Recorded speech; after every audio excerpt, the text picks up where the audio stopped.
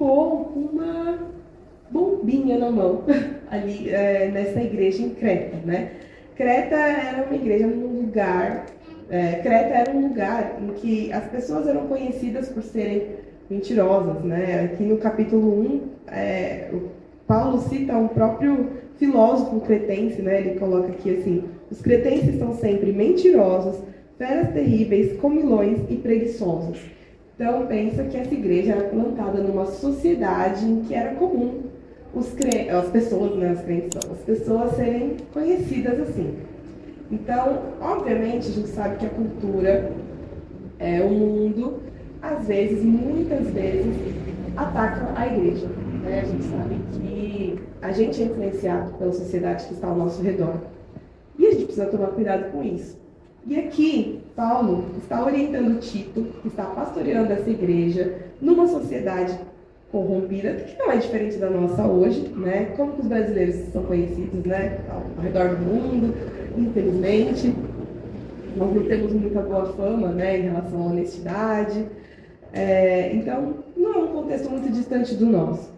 Então, Paulo está ali orientando Tito, que tem que formar uma liderança nova ali. Né? Ele tem que buscar líderes retos, piedosos, e ao mesmo tempo, ele também como líder, encontrar respeito diante dessa nova igreja. Né? Então, ele vai dar aqui algumas orientações no começo, em relação aos falsos mestres, em relação a líderes ruins que estavam ali. Eles estavam entrando nas casas das pessoas e corrompendo casas inteiras, ou seja, eles estavam com ensinos errados e com visões gananciosas, eles estavam destruindo famílias, destruindo lares. E aí, por que eu falei tudo isso, né, para chegar aqui nesse texto e pensarmos juntos sobre essa orientação que ele dá especificamente para as mulheres, né? A gente precisa entender o poder da influência que a mulher tem. Né? Nós sabemos que nós somos mulheres, que nós como mulheres somos seres mais relacionais. Né? E aí eu vou ler um texto que pode dar um frio na espinha de algumas. Eu confesso que quando eu estudei, eu li esse texto pela primeira vez assim com mais atenção, no discipulado e tal, eu fiquei um pouco incomodada, né? Porque é um texto simples, está lá em Gênesis 2:18, que diz assim: o Senhor Deus, essa criação, na criação da mulher, né? O Senhor Deus disse ainda: não é bom que o homem esteja só. Farei para ele uma auxiliadora que seja semelhante a ele. Aí eu coloquei aqui ênfase no para ele.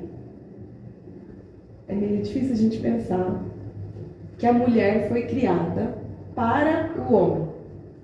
Hoje a gente vive numa sociedade que, se a gente falar isso, assim, na faculdade, no trabalho, em ambientes onde a maioria é não crente, e às vezes até dentro da igreja, infelizmente, isso pode gerar um alvoroço, né? A gente é super incentivado a nossa independência, né? A gente estava conversando ali com a Milene, com a Milene, e a gente estava falando sobre a nossa criação, como nossas mães nos ensinaram, né? E eu acho que muitas mulheres são incentivadas hoje a você tem que estudar muito, você não pode depender de marido nenhum, você não pode depender de homem nenhum, seja independente, etc. E assim eu fui ensinada também. E aí você lê esse texto e entende que Deus criou a mulher para que o homem não estivesse só. Né? Ele olhou, viu que o homem estava só e que aquilo não era bom e pensou: vou fazer alguém para ele. E isso ainda gera um pequeno incômodo. A gente tem lá também 1 Coríntios 11:9, diz assim: porque também o homem não foi criado por causa da mulher, e sim a mulher por causa do homem. O incômodo continua.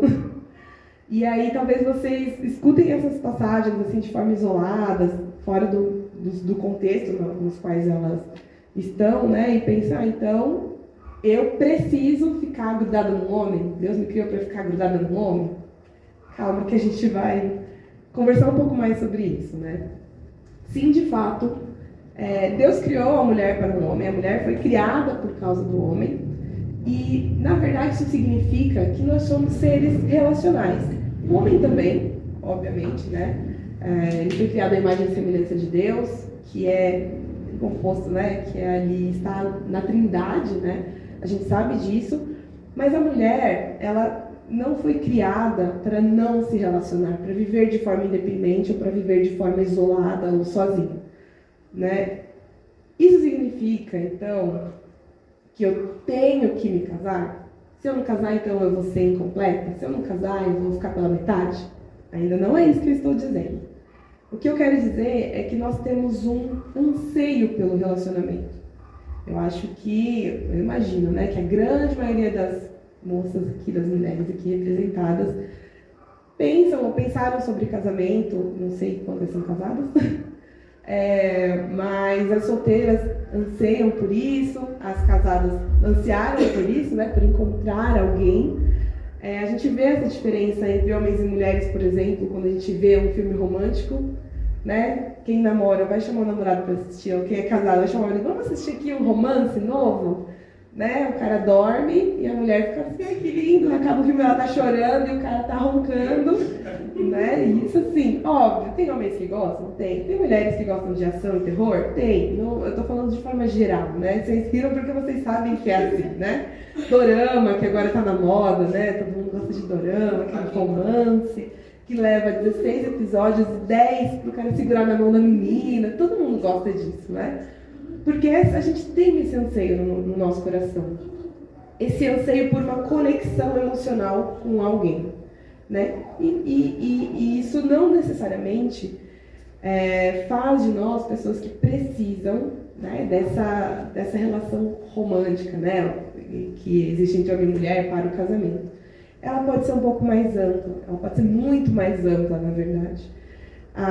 Essa ideia, na verdade, de homem da mulher ter sido criada para o homem, é uma grande representação, na verdade, da igreja noiva ser criada para Cristo. Então, é essa visão que a gente tem que ter quando a gente pensa nesse anseio. Então, às vezes a gente pensa nessa questão da nossa ansiedade, do nosso desejo pelas relações, e a gente pode pensar que os nossos conflitos e as nossas frustrações em relação a relacionamentos não se prendem só ao casamento, ao relacionamento romântico, né? Quem nunca se decepcionou com uma amiga, com os pais, com filhos, né? Todos nós vamos ter problemas nas nossas relações porque a gente tem expectativas nessas conexões. Né? E Deus nos criou para isso. Deus nos criou para conexões perfeitas. Né? Por isso que a gente tem livros e livros falando sobre resolução de conflitos. A gente precisa resolver os nossos conflitos. Né? A gente vê a Bíblia inteira, o Novo Testamento, vai falar muito sobre conflitos na igreja, como resolver biblicamente, né? Como você deve proceder, como amar o outro, amar uns aos outros, né? E essa questão de servir ao próximo. A Bíblia, o Novo Testamento, gente, não vou nem citar aqui quantas vezes nossa atenção é chamada para isso. Por quê? Porque Deus nos criou como seres relacionais e nós, mulheres, temos um plus em relação a isso. Né? Nós somos pessoas, nós somos seres responsivos. Né? Adão foi criado primeiro, a mulher foi criada depois, e nessa dinâmica, nesse chamado, nós somos chamadas a responder às iniciativas. Né? O que isso significa? Né? Que nós somos muito reativas. Né? Não sei como vocês podem reconhecer isso no dia a dia de vocês, mas geralmente as ações ao nosso redor afetam a forma como a gente reage. A gente fala muito de TPM, né? Óbvio, não tem como não falar disso, mas no geral, como meu chefe me tratou hoje, como o meu filho acordou, como meu marido, como meu namorado, como minha amiga me tratou, respondeu, como meu pai falou, como minha mãe gritou, isso mexe muito com a gente. Né? Isso mexe muito com a forma como a gente vai olhar o dia, como as nossas ações respondem. Porque nós somos seres responsivos. Né? A gente precisa enxergar isso e observar isso no nosso dia a dia. E por que isso é importante? Né? Por que é importante que a gente observe isso? Porque faz parte da nossa feminilidade, né? Faz parte de um aspecto que Deus nos deu. E isso pode ser bom, como pode ser ruim. Né? O fato de eu ser responsiva me ajuda na questão da submissão, por exemplo, que é um grande desafio, já é um grande desafio. Né?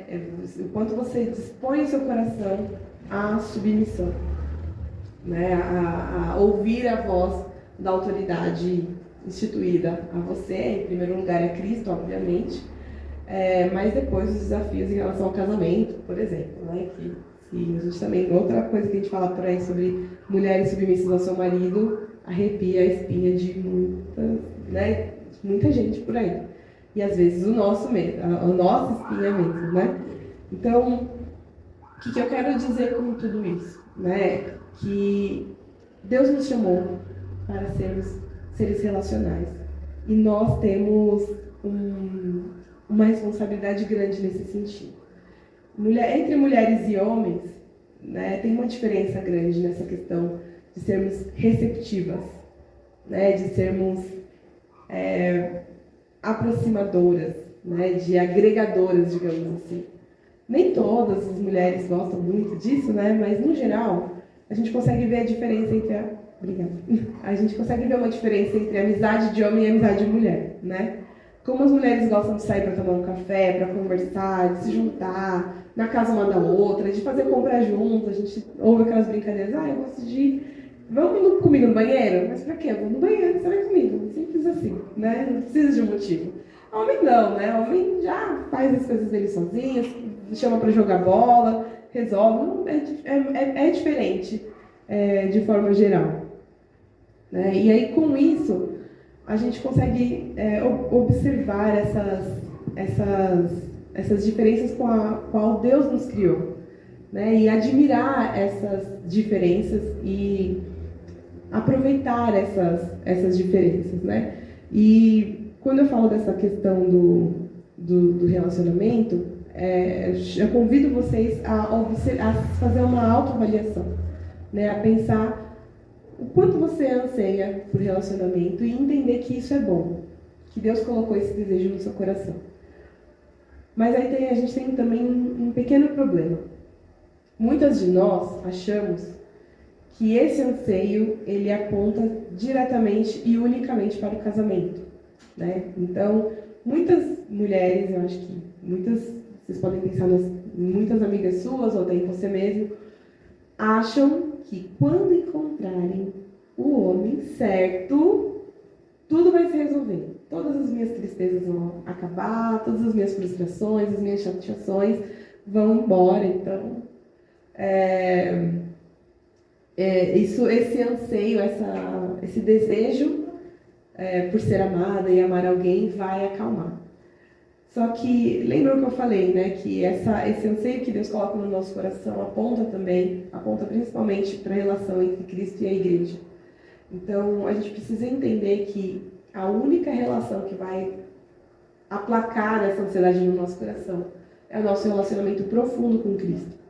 É a nossa conexão profunda e direta com Ele. Então, não coloquem, não apostem todas as suas fichas num relacionamento, né, romântico, achando que isso vai resolver os seus problemas. Né? A gente sabe que não é bem assim que funciona. A gente sabe que muitas mulheres acabam ficando frustradas no começo do casamento, porque esperavam que ia ser tudo perfeito, aí descobre que casou com um pecador, e aí vem aquela tristeza, descobre que também é pecadora, e aí vem, né, aí que a bomba explode. Né? Tem muitas coisas para resolver. Mas, a partir do momento que a gente entende que esse anseio, ele precisa ser colocado aos pés da cruz, que esse relacionamento perfeito precisa ser encontrado com Cristo, com a pessoa do Senhor Jesus Cristo, a gente consegue se relacionar com qualquer outra pessoa, com todos à nossa volta de uma outra forma, de uma forma redimida. Assim como Davi diz em Salmo 42, assim como a corça suspira pelas correntes das águas, assim por ti, ó Deus, suspira a minha alma. A minha alma tem sede de Deus, do Deus vivo. Quando irei e me apresentarei diante da face de Deus? Então a gente vê que o próprio Davi descreve esse anseio da alma por um relacionamento profundo com o Senhor. E aí, dito isso, eu quero falar de um outro ponto a qual nós mulheres somos chamadas a desenvolver e que também é muito atacado pela sociedade, que é a maternidade. Né? Até tinha passado um tema de palestra para o seminarista, e aí ele ficou meio confuso, né? Parecia que eu ia falar só sobre mães, mas o que eu queria falar mesmo hoje é sobre maternidade espiritual. E aí a gente vê lá em Gênesis 3:20. Adão deu à sua mulher o nome de Eva, pois ela seria mãe de toda a humanidade. O nome da primeira mulher, Eva, significa aquela que gera vida. E por que a maternidade hoje é tão atacada pela sociedade? Né? Isso estou falando de maternidade biológica mesmo, né? A gente sabe. Por que a sociedade ataca tanto esse aspecto na vida da mulher? Especialmente porque essa é uma característica que está no âmago de ser mulher. Por mais que a sociedade não goste disso, não goste dessa ideia, por mais que muitas das mulheres hoje, jovens, não queiram ser mães, ou estão sendo incentivadas a não serem mães, está no âmago do que é ser mulher. Então, pensando em tudo que eu falei até aqui, talvez você pense, então você está dizendo que eu tenho que me casar e que eu tenho que ter filhos biológicos, e então, se não for assim, eu sou uma mulher incompleta, eu falhei, né, na minha feminilidade bíblica. Também não é isso. Né? Então, é mais amplo do que isso. Né? Existe uma grande guerra, né, da sociedade tentando nos convencer de que a maternidade atrapalha a nossa vida, de que a maternidade é um problema, é uma pedra de tropeço na vida da mulher. As raízes do feminismo apontavam isso, né, porque muitas das mulheres da época queriam sair, né, para fazer as suas cruzadas e palestras, e a questão dos filhos as impediam de fazer isso. Então, muitas escreveram livros em que elas atacavam diretamente a maternidade, né? E isso a gente vê refletido até hoje. Mas o que eu quero dizer com isso é que nós temos esse chamado a gerar vida. Já está no nome da Eva, desde o começo, né? Porque era para ser mãe de toda a humanidade, né? E aí, isso não significa que todas as mulheres vão gerar filhos biológicos, né? Isso, a gente sabe disso, a gente sabe que a infertilidade pode ser um problema, né? A gente sabe que muitas mulheres podem não ter condições, imagino que isso pode ser uma dor para muitas, mas Deus nos dá um chamado para gerar frutos espirituais. E esse é o convite que eu queria fazer para vocês hoje, diante disso que eu falei até aqui. Deus traz para cada uma de nós uma história, né? Algumas mulheres vão casar cedo, vão ter 5 filhos, outras vão ter 2, outras vão ter 3, outras não vão ter filhos biológicos, outras não vão se casar, outras vão casar mais tarde, vão ter filhos ou não vão ter, outras vão criar seus filhos na igreja, seus filhos vão se afastar, ou infelizmente, outras, os filhos vão caminhar com o Senhor por sempre, vão ser pastores, missionários e assim por diante, como eu imagino que seja o desejo de muitas mães cristãs. Mas o que acontece é que dentro das histórias particulares de cada uma de nós, Deus tem chamados específicos e Deus tem um chamado geral. E eu creio que na palavra de Deus, e a gente olhando assim essa questão do chamado da mulher e do que está no âmago do que é ser mulher, a maternidade é um chamado para todas nós. E aí, pensando nessas questões biológicas, como eu citei, que isso não é para todas, o que isso significa, então, caso eu sou solteira, né? Como que eu solteira, então, vou desenvolver isso? Né? E como uma mãe ou uma mulher casada que não pode ter filhos, como que ela vai desenvolver isso, então? Né? Será que ela tem que adotar, então? Ou, será que ela tem que dar um jeito, né, de arrumar uma criança? Eu acho que vai além disso. O nosso Deus é um Deus que alarga as nossas tendas, que estende o todo da nossa habitação, como diz em Isaías 54. Né? Isaías 54:1 diz: cante, ó estéreo. Né? E ali tem um texto lindo sobre como Deus faz da estéreo mãe de filhos, né? Faz com que a gente possa, né, alargar as nossas tendas e produzir frutos espirituais. O nosso chamado como mulher é fazer parte do reino de Deus, produzindo o fruto espiritual, pregando a palavra a outras pessoas, né? Cuidando de outras pessoas, gerando filhos espirituais para o reino de Deus. E aí veio a pergunta: como que a gente tem feito isso hoje, independente da sua idade? Né? O texto aqui que eu li, agora a gente volta para esse texto, né, do começo que eu li. Talvez você esteja pensando até agora, eu vou falar no texto. Falei um pouquinho. Mas agora eu queria que a gente prestasse atenção, especialmente no versículo 3, do 3 ao 5, né, que ela diz: do mesmo modo quanto as mulheres idosas, que tenham conduta reverente, não sejam caluniadoras nem escravizadas a muito vinho, que sejam mestres do bem, a fim de instruírem as jovens recém-casadas. Então aqui a gente vê que Paulo tem um chamado a Tito para essas mulheres idosas. Eu prefiro a versão da NVI nesse caso, que diz as mulheres mais velhas, porque a gente sempre vai ser mais velha que alguém, independente da nossa idade. Né? Se você tiver 20, tem alguém mais novo que você. Se tiver 18, tem alguém mais novo que você. E essa responsabilidade já chama a sua atenção. Né? Então,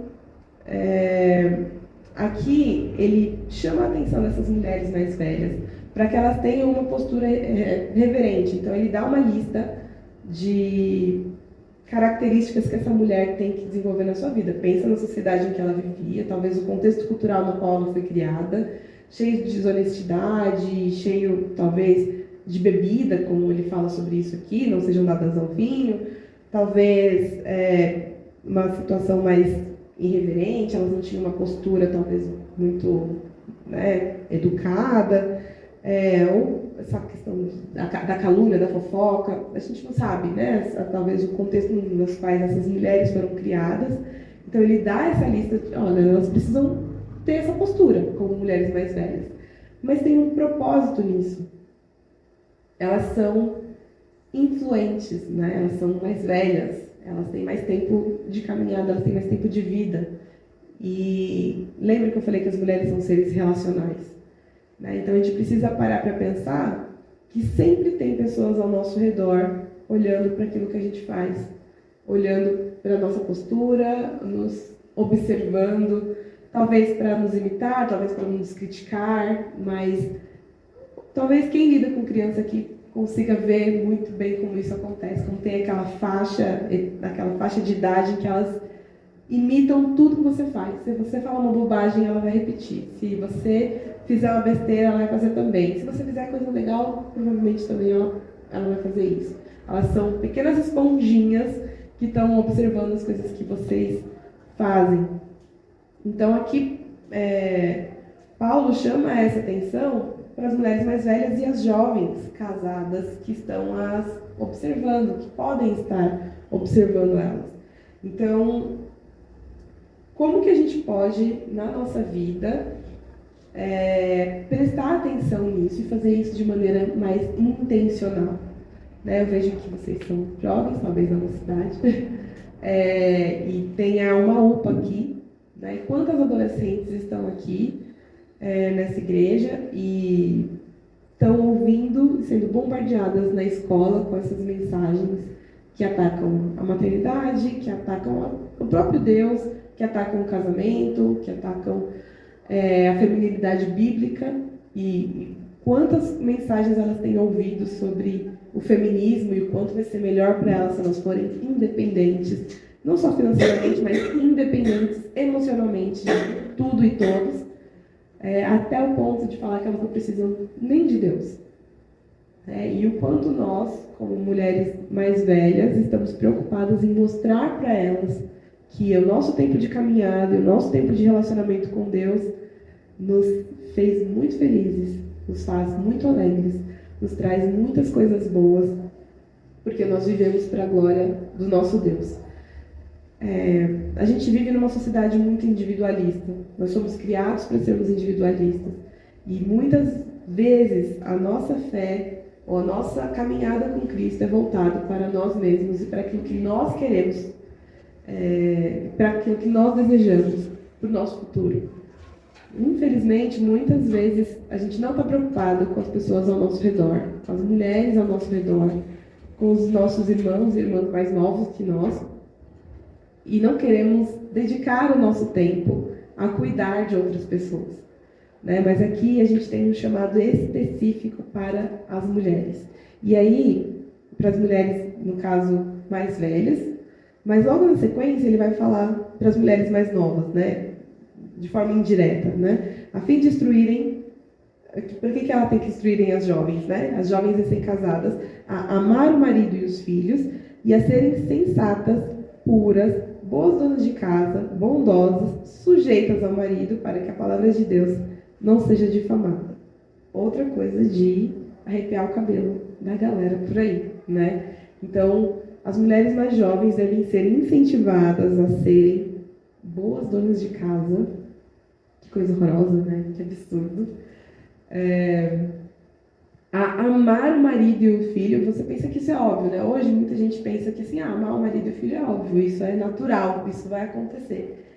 Se Paulo está instruindo isso aqui, instruindo Tito a instruir as mulheres a isso, que elas precisam ser ensinadas a isso, porque muitas vezes não é natural. Muitas pessoas hoje, quando falam de criação de filhos, acreditam que não discipliná-los é amá-los. Então, deixa a criança fazer o que ela quer, deixa ela viver do jeito dela. A gente vê páginas e páginas no Instagram, incentivando uma criação. Não vou criticar linhas aqui, mas incentivo, vocês entendem o que eu estou falando, Incentivando uma criação mais livre, acho, vamos dizer assim. E a Bíblia nos ensina que o amor traz disciplina, que o amor verdadeiro, que é assim como Deus nos ama, Deus não nos disciplina, não dói às vezes, dói muitas vezes, mas isso é amor, Então, muitas mulheres acreditam que estão amando seus filhos, deixando eles crescerem do jeito que eles quiserem. Quem trabalha em escola, estava falando que trabalha em escola, acho que consegue enxergar muito isso. Eu tenho uma amiga que trabalha em escola e ela fala como as crianças que têm os pais distantes, assim, que deixam elas terem liberdade, como elas são carentes emocionalmente, como elas ficam felizes quando a professora dá bronca nelas, sabe? Chama a atenção delas, porque elas não se sentem amadas, na verdade. A gente sabe disso. Então, as mulheres mais jovens precisam ser ensinadas disso, porque se elas não aprendem, com as mulheres mais velhas que talvez já tenham visto o que é o fruto, de uma criança não disciplinada, uma criança disciplinada, elas vão aprender onde? No Instagram. Como que o Instagram vai ensinar aqui um monte de jeitos de criar filhos para o mundo. Então, o que Tito está ensinando aqui, o que Paulo está ensinando Tito a ensinar aqui, é que as mulheres devem ser ensinadas a amar o marido e amar o filho. Então, a gente também vai aprender que os casamentos, por exemplo, hoje, eles têm várias receitas também no Instagram, ou na TV, ou nas novelas, infelizmente, do que é um casamento jovem e feliz. Aquele casamento, a gente só viaja, a gente só curte, filhos daqui 20 anos, porque a gente tem que curtir, a gente divide tudo na casa, a responsabilidade é tudo igual, ninguém manda em ninguém, Meu dinheiro, seu dinheiro. E as pessoas acreditam que isso é amor. As pessoas acreditam que elas estão num relacionamento saudável, né? Elas acham que depois elas vão colher as consequências. Talvez por isso também as mulheres mais velhas possam ter muita coisa para contar sobre isso, né? Para as mulheres mais novas. Assim como as jovens vão ter muitas coisas para contar no seu período de escola, de ensino médio, faculdade, para as adolescentes que estão indo para lá agora. Então, a ideia é a gente, que é incentivada aqui, a gente entender que a nossa vida, a nossa caminhada com Cristo não é só sobre nós. Não é só sobre o que Deus tem para fazer na minha vida e o que eu quero fazer para Ele. É sobre os outros também, ao nosso redor, à nossa volta. Né? Então, o meu convite hoje é que a gente olhe para esse texto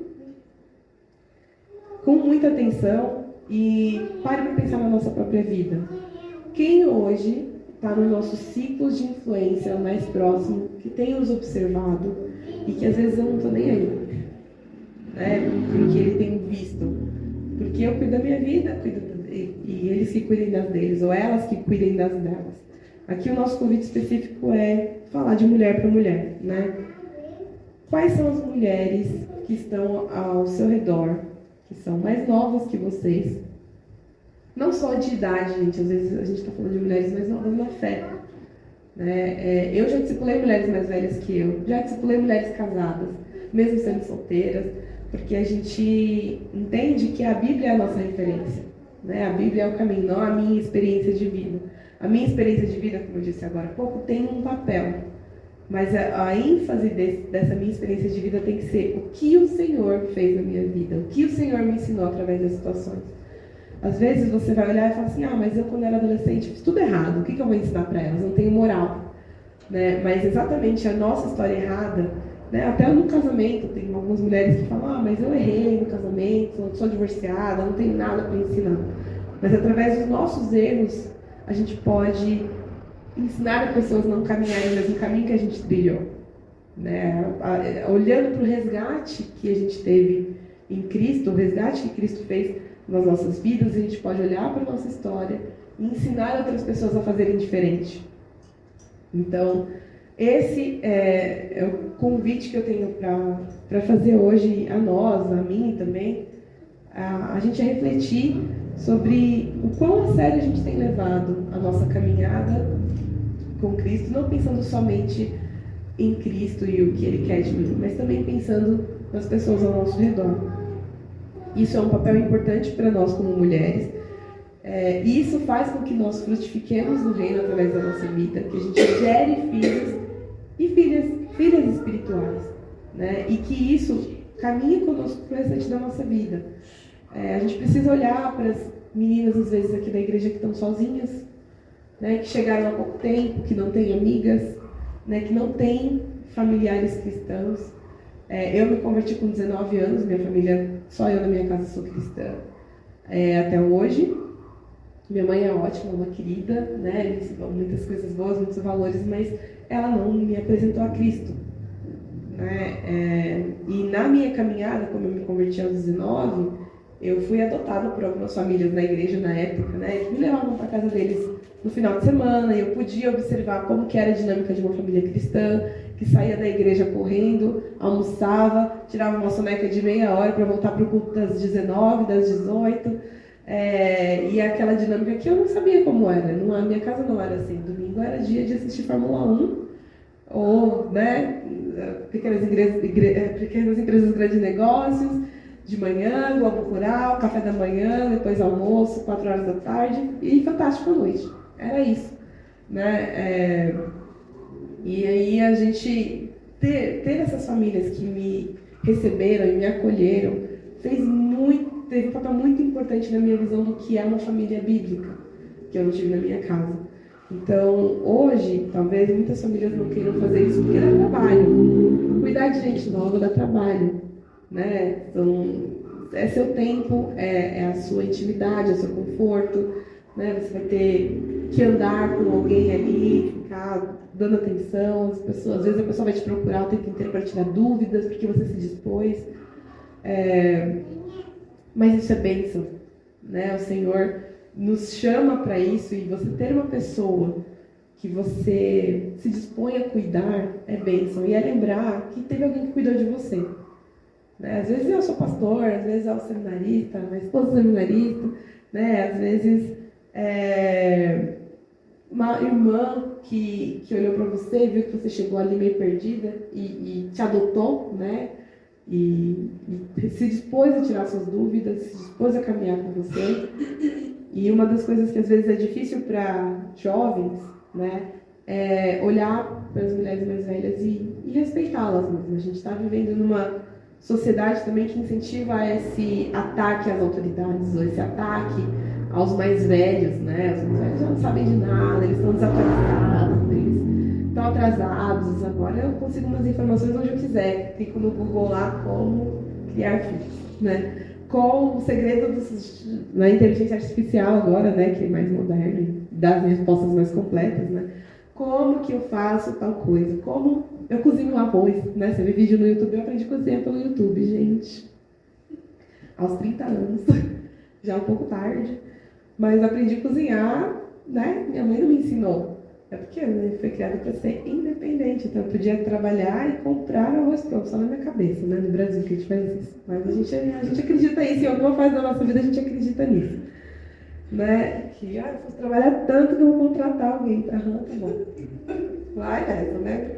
A gente vive num mundo de ilusão às vezes, né? Mas a grande questão é, será que as jovens também estão dispostas a ouvir orientações das mais velhas? E aí é um convite para as mais jovens a virem o coração para isso, né? Se disporem a isso, né? Até às vezes procurar alguém, né? Uma mulher casada que você olha e fala assim, nossa, aquele casamento ali parece legal, quero ouvir mais um pouco do que ela tem a dizer, né? Às vezes você vai surpreender alguém que vai falar assim, nossa, você quer me ouvir, né? É muito comum que as mulheres se casem e se fechem ali no seu ciclo familiar, né? E, já tenho meus filhos, já tenho meu marido, já tenho minha rotina, tenho tanta coisa para fazer, ainda vou cuidar de outras pessoas. Mas isso é importante, né? O que a gente está vendo aqui nesse texto, né? As mulheres idosas ou mais velhas, eles têm esse chamado para olhar para as mulheres mais jovens e não necessariamente só suas filhas, né? Não necessariamente só os seus filhos biológicos, né? Então, e a igreja precisa disso. A gente estava conversando agora um pouco ali atrás, quantos jovens têm se convertido através da internet, né? Eu não foi pela internet, né? Mas não foi minha família que me levou para a igreja. Eu cheguei sozinha na igreja. Quantos jovens até na Lapa têm chegado? Meninas de 25, 30, 19, sozinhos. Né? Chegou lá, eu vi na internet, eu vi o Hernandes, aí eu vi presbiteriano, aí achei essa igreja, vim aqui. Né? E essas pessoas precisam de famílias. Né? A igreja precisa ser família dessa pessoa, a igreja precisa discipular essa pessoa, cuidar dessas pessoas. Né? Então, esse é o nosso papel. E é papel de todos, não é de alguns, não é só do pastor, não é só do seminarista, não é só dos presbíteros, é de todos nós. E nós, como mulheres, temos um dom especial para isso, um chamado especial para isso, exatamente porque nós somos relacionais, nós formamos grupos com mais facilidade, nós deixamos as coisas mais bonitas com mais facilidade, né? Então, se você ouve isso e isso gera um incômodo em você, tipo assim, mas eu não sou simpática, eu não sou assim, eu sou mais fechada. Sim, todos nós temos as nossas individualidades. Tem mulheres que são mais fechadas, tem mulheres que são mais abertas, mas reflita o que talvez tenha de egoísmo nesse pensamento, né? De tipo, eu não quero ser incomodada, ou eu não quero ter esse trabalho de cuidar de alguém. Essas pessoas às vezes podem ser difíceis também. E o quanto Cristo pode te ajudar nesse processo. Ele ajuda, porque Ele te chamou para isso, né? Para olhar para o outro, para amar o outro, para cuidar do outro. Então, esse é um convite para que a gente pense nisso. abra o nosso coração, as nossas casas, a nossa agenda para olhar para outras pessoas, para olhar para outras mulheres, para as mulheres mais novas, talvez mulheres mais velhas, ou até da sua idade, que estejam sozinhas, precisando ouvir mais de Cristo. E eu falo para vocês, afirmo para vocês com conhecimento de causa, né, por experiência própria. Isso é bênção não só para o outro. Todas as vezes, na verdade, esse tipo de relacionamento, todas as vezes que você se doa, você também é abençoado. Você também recebe. Você dá, mas você recebe. Né? Não, a pessoa me agradece, a pessoa me devolve. Não é nesse sentido. Quando eu ministrava, né, na vida de outras pessoas através do aconselhamento, ministro ainda, muitas vezes eu falava coisas que eu precisava ouvir. Eu falava, a pessoa escrevia a situação, eu começava a reafirmar ali que Deus está no controle, porque no versículo tal diz isso, porque na palavra de Deus diz aquilo. Eu começava a falar coisas que quando eu fechava, acabava assim, encerrava o tempo, eu ficava assim, precisava ouvir isso. Eu precisava falar isso e ouvir isso. Então, quando você se coloca em relacionamentos nesse sentido, você é obrigada, né, a ministrar coisas, a relembrar de coisas para poder aplicar, a abençoar a vida de outras pessoas que talvez você tinha esquecido, né? Que às vezes você está ali questionando no fundo se é verdade ou não, e você precisa lembrar e reafirmar na vida de outras pessoas, e aquilo é aplicado na sua vida também. E não tem preço o que é ganhar um filho espiritual. Não tem. Eu tenho muitos filhos espirituais ao longo da minha vida. Alguns eu não tenho mais nem contato. Mas é muito bom saber que você fez parte da vida, da caminhada de alguém que hoje está com Cristo, está caminhando com Cristo, está maduro na fé ou está amadurecendo na fé. Não tem preço você olhar para os seus filhos espirituais e ver que eles estão caminhando sozinhos às vezes, e fazendo outros filhos, gerando outras famílias. E é isso que o texto incentiva a gente a olhar nessa dinâmica. Imagina o que é você, como uma mulher única, abençoar a vida de uma outra jovem única, que vai abençoar a sua família e os filhos que ela tiver, toda uma outra próxima geração. Então, esse é o convite que eu tenho para nós hoje, de olhar para o reino e olhar para esse chamado como uma grande bênção, né? Essa bênção de gerar filhos espirituais e de criar, né, e nutrir mais irmãos para o reino. Esse é um chamado que Deus tem para nós, como mulheres, como cristãs, de frutificar e fazer o reino expandir para a honra e glória do nome do nosso Deus. Amém? Eu vou orar e agradecendo já por tudo. Pai, nós te louvamos e te agradecemos porque, como eu disse no começo, a tua palavra é viva e eficaz e fala aos nossos corações. E obrigada, Senhor, porque o Senhor nos trouxe aqui essa noite para nos lembrar que nós temos um papel na igreja, na sociedade, que é frutificar para a honra e glória do teu nome, que é gerar vida através do teu Espírito Santo, que é cuidar de pessoas que precisam ouvir a tua palavra, que precisam de consolo, que precisam de exemplos, que precisam de amor. Eu peço em nome de Jesus que o Senhor coloque esse amor nos nossos corações, esse desejo de participar da vida de outras pessoas, de compartilhar com outras pessoas tudo aquilo que o Senhor tem feito nas nossas vidas. Nos chama, Senhor, para essa responsabilidade, nos dá coragem, nos dá força, nos dá vontade de amar o próximo e de andar a segunda milha com ele, Deus. Nós sabemos que há dificuldades, as pessoas são difíceis, nós somos difíceis, as pessoas são pecadoras, assim como nós somos, mas o Senhor derrama graça sobre aqueles que se dispõem a trabalhar na tua obra e a investir a vida no teu reino, Pai. Ajuda-nos a abrir a nossa casa, nosso coração, a nossa agenda para amar o próximo, Senhor, e caminhar com eles de acordo com a tua vontade. Pai, em nome de Jesus eu agradeço. Amém. Olá, tem um tempinho para perguntas? Tem. Eu tenho duas perguntas. Poxa. A primeira é a seguinte: você falou no início que uma jovem solteira não deve colocar todas as fichas na esperança de encontrar um marido na tentativa de curar frustrações ou nesse sentido. Mas há algum tipo de desenvolvimento depois do casamento? Mesmo para uma jovem que compreendeu essa verdade, há algum tipo de aprendizado, de alguma coisa que ela só vai progredir depois que se casar? Mesmo que não seja uma experiência, um progresso necessário para algum tipo de coisa específica, mas assim, há algum tipo de progresso no casamento?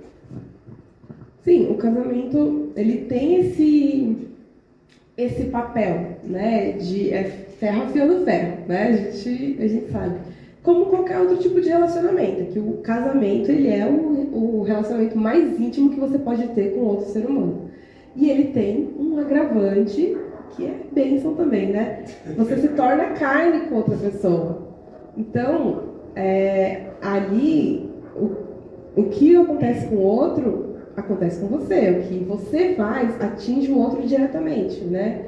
Então, é óbvio que é um trabalho diferente de quando você é solteiro, né? Então, quando você está casado, você tem que trabalhar em conjunto. Não tem, eu vou aqui cuidar da minha vida espiritual, fazer minha devocional, vou fazer minha vida. Você não pensa mais sozinho, né? A minha pergunta relacionada a isso é porque é o seguinte: a gente acaba encontrando sempre os dois extremos, né? Uhum. E o moderado é muito incomum de encontrar. Você encontra pessoas jovens que estão desesperadas pelo casamento, e outras jovens que não estão nem pelo casamento. Então você fica sem saber se a pessoa que não está postando fichas no casamento, se ela está totalmente correta, ou se ainda assim você precisa de alguma orientação de que ela precisa sim se preocupar, casar ou não.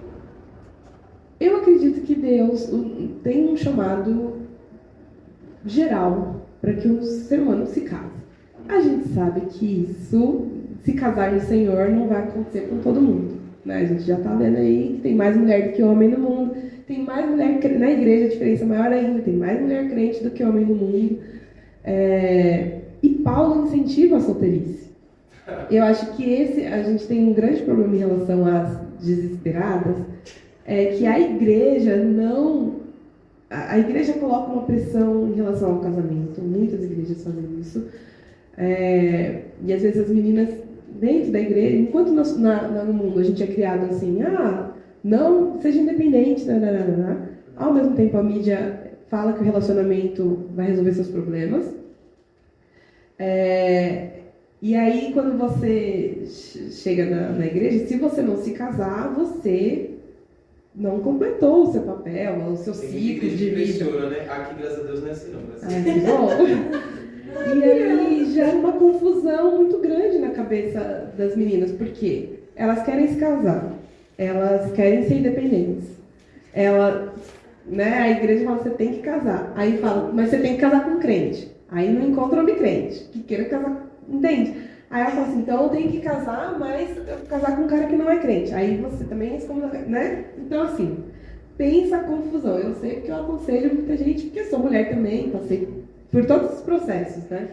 De encontrar respostas bíblicas para todas essas questões, né? E eu acho que a gente precisa entender que a nossa identidade não pode estar num relacionamento, nossa identidade tem que estar em Cristo.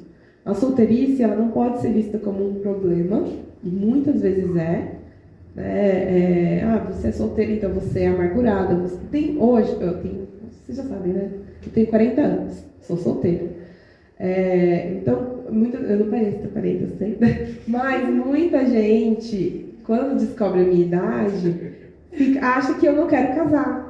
Porque eu estou solteira, tenho 40 anos, e talvez elas me achem bonita, que eu estou solteira porque eu quero, não é bem assim que funciona. Mas as pessoas acham automaticamente que eu tenho 40 anos, estou solteira, estou na igreja, né, sou saudável, é porque eu não quero, eu não quis. Né? E aí, mas eu já ouvi uma vez de uma jovem, foi muito engraçada. Ela falou assim, eu tinha acabado de mudar para Lapa, então a gente estava se conhecendo ali, as pessoas descobrindo minha idade, ficando chocadas e tal. E aí uma vez a menina perguntou assim, você não quer se casar? Eu falei, quero, nossa, oro, ó, todo dia oro por isso, quero casar. Aí ela falou assim, mas a gente achou que você não queria, né? Ela tava falando, né, talvez do grupo dela. A gente achou que você não queria, alguém falou que você não queria e tal. Eu falei, não, quero. Teve uma fase da minha vida que eu não liguei muito pra isso, mas sempre quis, né?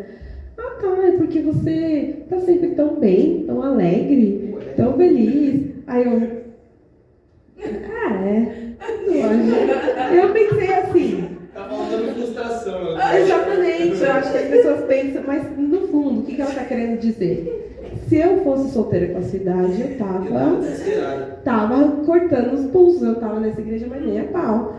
Entende? E isso ela tá falando mais sobre ela do que sobre a minha situação. E de fato, você às vezes encontra moças 30 a mais solteiras que estão se arrastando pelos cantos da igreja, estão frustradas com o casamento dos outros, estão com inveja. Você vai encontrar isso, e não é tão incomum, infelizmente, exatamente por conta da pressão que elas sofrem, né? De sempre gente falar, mas você vai encontrar, fique em paz, aí você sai toda desolada, né? Eu vou, vai aonde? Né? E aí vai no acampamento, vai visitar a igreja, vai não sei o que o tempo inteiro, né? As receitas, né? Para você encontrar alguém.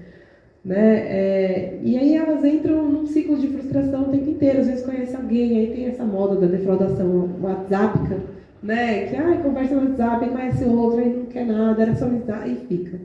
Nesse ciclo isso vai, se a pessoa não for muito bem acompanhada, não tiver uma igreja muito boa, que sustente ela nesse processo, ela vai sentindo de frustrações mesmo, né? E às vezes ela pode ir definhando assim emocionalmente. Ou pegar a primeira pessoa ali de qualquer jeito. Ou aparecer um cara no trabalho que elogia e aí fala, vamos casar, entende? Daí você vai falar pra ela, né, não faça isso, né? A gente fala, né, óbvio, vai falar que não casa com ímpio.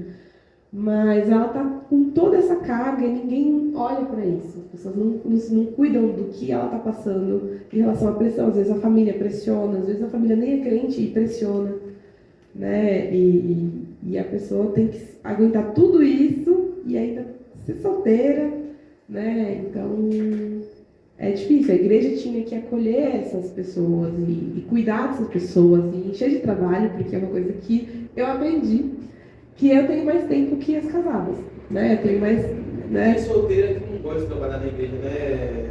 Então aí fica difícil. Tem uma solteira.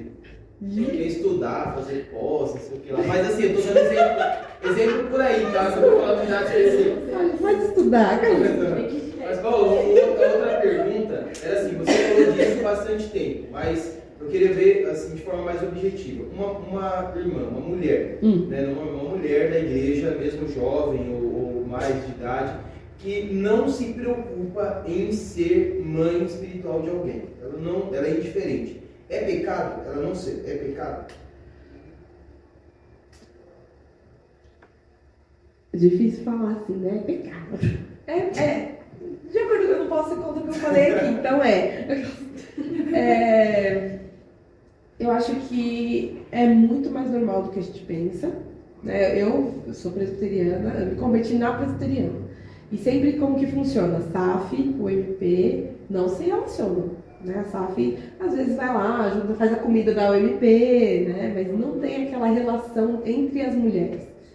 Né? A SAF fica lá no grupo delas, né? Aquela briga, né? De as jovens não vêm pra cá, as jovens casam, daqui vir, elas não querem ir, porque é artesanato, terça-feira, elas têm que trabalhar, né? É aquela coisa. Sempre foi assim, nas minhas outras igrejas era essa guerra. Né? E não tinha esse contato, essa comunicação das mulheres mais velhas conversarem ou se preocuparem com as mais novas. Ao mesmo tempo, tem aquilo que eu falei agora no final. As mais novas não querem a opinião das mais velhas. A gente vê muito, assim, tem amigas jovens que você vê no Instagram, não quero que ninguém se meta na minha vida. Porque se a pessoa fala alguma coisa, é intrometida. Né? Se alguém falar sobre maternidade hoje, na vida de uma mãe jovem, meu filho, né? Não é assim que segura para amamentar. Mas eu vi na internet a influencer blogueira X que falou que é assim, de ponta cabeça. Então, não se meta. E aí fica essa guerra, a responsabilidade dos dois lados, né? Das mais novas e das mais velhas. Mas uma coisa que eu vejo muito é que o egoísmo tá no cerne dessa questão, né? Aqui é o que eu falei, dá trabalho cuidar de outras pessoas.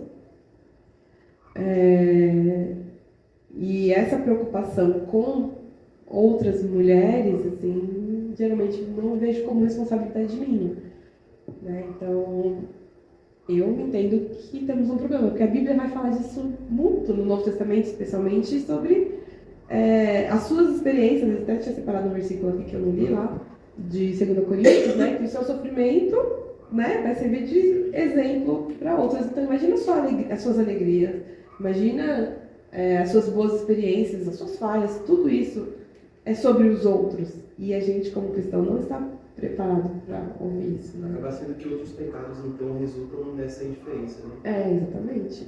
E assim, é muito comum que a gente esteja treinado, né, para cuidar só do nosso ciclo familiar. Já dá trabalho, né? Nossos próprios filhos, né? O nosso marido, ou né, os meus pais, por exemplo, ou os meus irmãos, já dão trabalho, assim, suficiente. Mas também a gente precisa lembrar que às vezes o profeta da casa nem é ouvido, né?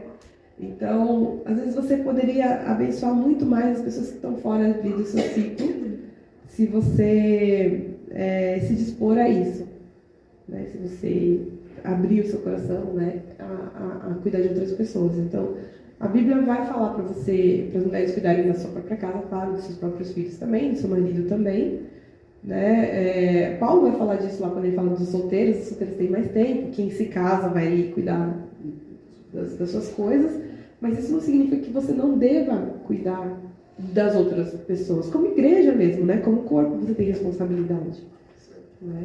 E aí esse texto, ele é um chamado muito específico. Não fala sobre algumas mulheres, fala as mulheres mais velhas cuidem das mais novas. Não está falando das filhas, suas filhas biológicas, né? Está falando das novas casadas, das jovens.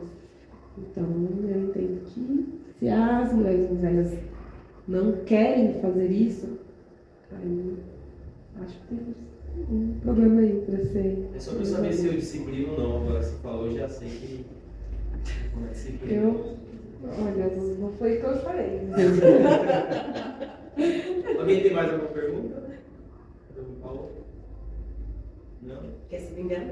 Não, eu não quero perguntar. Não, eu não ensino nada de seminarista. Só ensino sobre as assim, eu queria saber.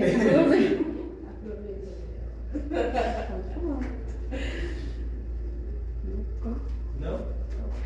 Então eu posso fazer propaganda? Pode fazer. Fique à vontade. O que eu ia falar? Então, eu hoje trabalho para o Ministério Aviva Nossos Corações, não sei quem conhece, mas eu não sei se vocês já conhecem, acho que a Helena falou que incentiva todo mundo a fazer, porque é muito bom. Mas eu trabalho para o Ministério que desenvolve esse material, que na verdade o Ministério principal é Revival Hearts, que é americano. E eu trabalho para o Braço no Brasil, que traz material que está nos Estados Unidos para o português, né? Então a gente faz as traduções, eu faço de gravação e todo o material. E a gente tem um canal no YouTube e tem o site, que eu espero que vocês conheçam, que é vivanossoscorações.com. E lá a gente tem muita coisa legal. Todo dia a gente posta podcasts longos, de 30 a 40 minutos, e toda semana tem um tema novo. Então a gente tem um tema sobre maternidade espiritual, tem um tema sobre egoísmo, sobre as mentiras que as mulheres acreditam, sobre feminilidade de forma geral. Então convido vocês a acessarem o site. Tem os discipulados do Design Divino, tem os discipulados Buscando a Deus, que é maravilhoso também, que vai nos ajudar nesse processo que eu falei aqui agora, né? Se você ouviu isso e falou, não sei por onde começar, não tenho nada para ensinar para ninguém, gente, compra esse livro e convida alguém para fazer com você, um a um. É maravilhoso, assim, de fato, vale muito a pena. Não é assim, uma professora ensinando um aluno. O livro é totalmente autodidático, assim, você lê, você já entende, vocês compartilham. Então, é um incentivo para quem não sabe por onde começar a cuidar de pessoas. Esses materiais, até o blog, o site e o canal no YouTube são muito bons para isso. E hoje a gente está lançando o desafio do Pródigo. Começou hoje, dia 1º de junho, um desafio de 30 dias de oração pelo pródigo. No começo, o Ministério tinha decidido chamar de filho pródigo, né? Porque a gente sabe que muitas mães têm seus filhos afastados, mas aí eles resolveram ampliar para pródigo de forma geral, para pessoas que têm, às vezes, pais afastados, maridos afastados, esposas afastadas e querem entrar no desafio para orar 30 dias por isso. Então, todos os dias tem no Instagram, vai ser lançado também, tem no grupo do WhatsApp e tem no site. No site você consegue acessar todos os dias, porque todos os dias vão ter um motivo específico ali para orar por aquela pessoa, por aquelas pessoas que vocês têm no coração, que vocês querem que volte para o Senhor. Então, vale muito a pena, acessem no site e já comecem hoje a orar por essas pessoas. É isso.